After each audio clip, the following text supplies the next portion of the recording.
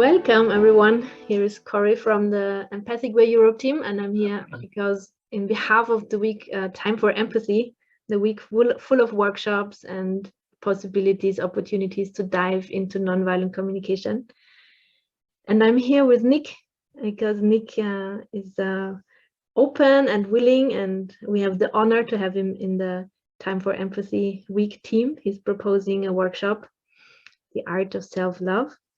And it will be on Wednesday, I said, no? On Wednesday, the 9th of March at 6:15.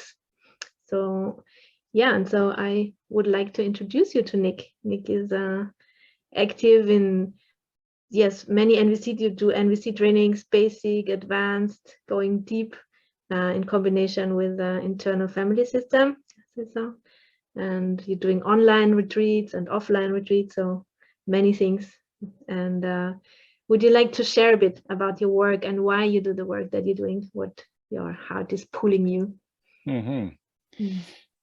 So yeah, the question with this question, which is a big one, is where to begin. But I guess I could start with kind of what brought me to start introspecting, to start becoming curious about what's going on in my inner world, is that around beginning 20s or so, I was experiencing kind of anxiety, depression sometimes, yeah, on and off. So I would just feel down, like really down for like weeks or months at a time.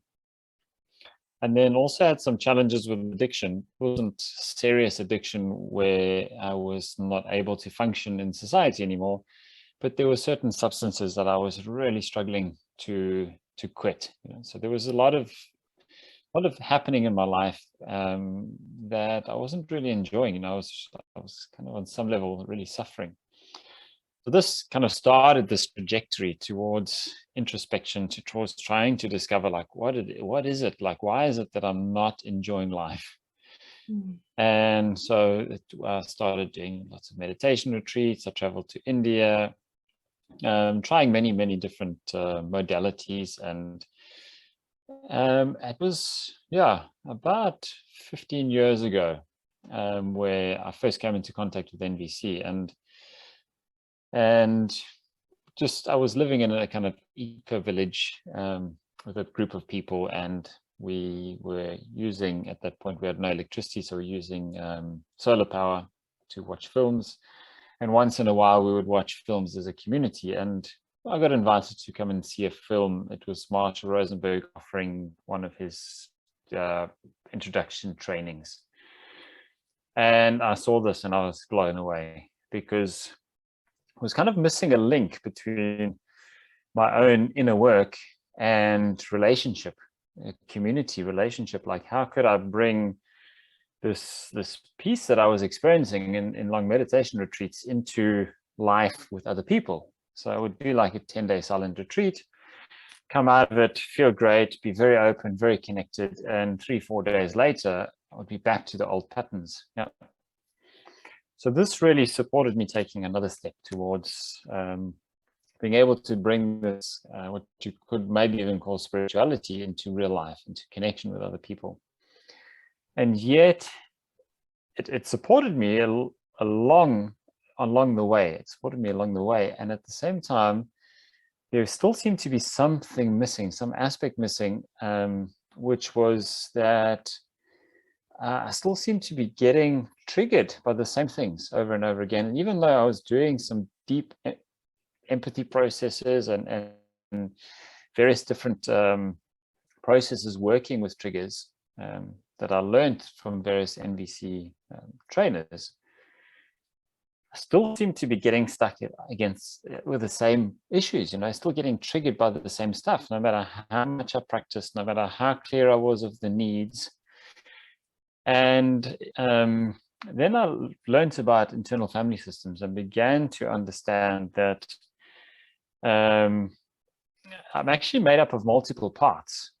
So what in spiritual traditions is known as the ego is not one singular thing. It is multiple. I have multiple egos, multiple parts. So people who aren't familiar with IFS might still be familiar with yeah, us touching into that aspect in NVC with, for example, the choose educator dance or the yes no dance. There's a part of me saying yes, a part of me saying no, or a part of me choosing and a part of me educating.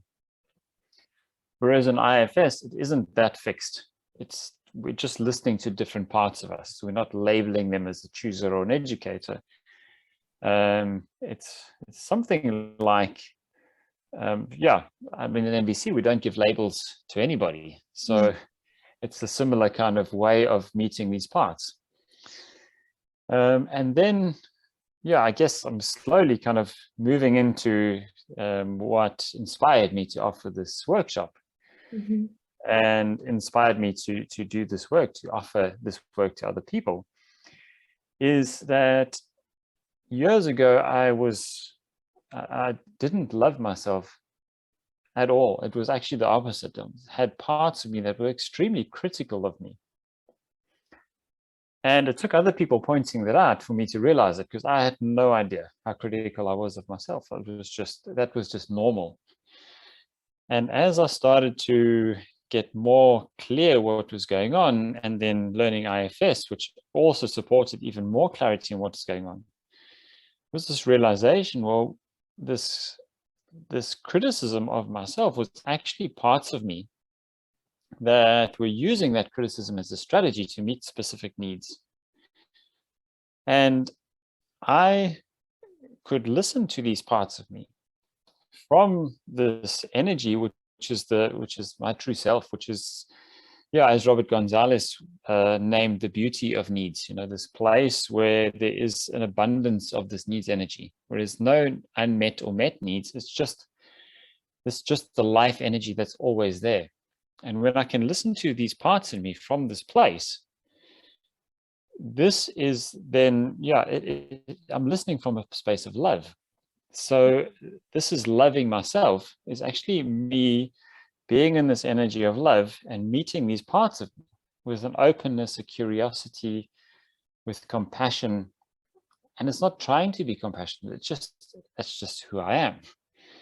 And when I meet these parts of me from that energy and listen to their needs, this is when the transformation happens. This is when the healing happens. Just like Marshall said, when I meet another from this place of empathy with no agenda, just present, this is when the healing happens. But I can do this for myself. I can meet my parts of me from the same place. So this concept of like loving myself, it's actually, yeah, the way I view it, at least, it's impossible for me to love myself, but I can be in this energy of love and be kind of, in that energy and holding space for these parts of me. Yeah. Yes. It's kind of like the eye can't see itself. So I can't love myself because I am love. And this love that I am is the me that isn't a part. So when these parts relax back, when they feel more trust, when they're willing to give back leadership to my true self, then that energy emerges, which is already there. Yeah, it's not something I have to create or cultivate or something like that. Yeah, something to connect and give space, give room, and to allow. Exactly. So, yeah. Exactly. Yeah. And anything that might be blocking access to that is a part of me that is needing my attention, that is needing to be heard. Yeah. Yeah. So it's these parts of me might have been wounded in the past because of various things that happened in my life, and then other parts of me took over these kind of protective roles.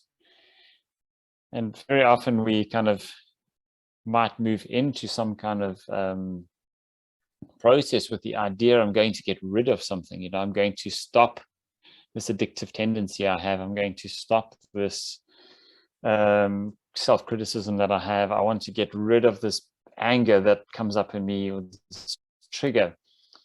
But I found that it's actually the opposite that is most supportive. When I can say, hey, I really want to meet this part of me that is addicted with openness, with curiosity, with compassion, then I begin to see that this addiction is actually life-serving. Well, underneath it at least. The strategy might not be life-serving, Mm. but underneath the strategy is a beautiful need. Yeah. So it's this part of me that is addicted is really just trying to serve me in the best way it knows how. Yeah. Yes, definitely. Mm. And I just switch over to the workshop you're proposing for Time for Empathy. I guess it's connected to what you were sharing, right? Yeah, exactly. So this my inspiration for it is seeing so many times on different platforms or different people writing blogs, and this idea that you need to love yourself, and then there being no real map for like, how do you do that? What does that look like? And often it is a part of me that believes that I need to love myself that's trying to love other parts of me. And this is where we can often get stuck, because there's like a should involved, and a part of me, because parts have an agenda. My different parts, or the aspects of my ego, they have an agenda. So the moment there's a should, I know that's a part of me. So there's a part of me that thinks that I should love myself, and that part is trying to then create love somehow, and another part of me is resisting it. And again, can easily get into this kind of inner turmoil and tension. And as I begin to realize, hey, hang on a minute, this is a part of me. And as I notice that, and I get a little bit of space from it, then I am able to get in touch with the beauty of needs in me, this actual love, a true compassion. And then I can listen to that part that has this should. I can listen to any other parts that this part thinks should be loved.